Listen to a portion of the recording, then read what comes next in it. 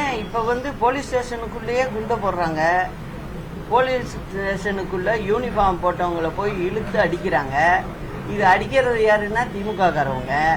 அப்படி இருக்கும்போது நீங்க சட்டம் ஒழுங்க வச்சிருக்கிற முதலமைச்சர் எப்படி கட்டுக்குள்ள கொண்டு வர முடியும்? நிச்சயமா முடியாது. அதுதான் நடக்குது. இப்ப பாத்தீங்கன்னா சமயத்துல பாமக ஊராட்சி மன்ற தலைவர் அவரை திமுக காரவங்க தான் வண்டியை விட்டு ஏற்றி கொண்டு இருக்காங்க. இதை எங்க போய் சொல்றது? என்ன நடவடிக்கை? ஒன்றும் இல்லை.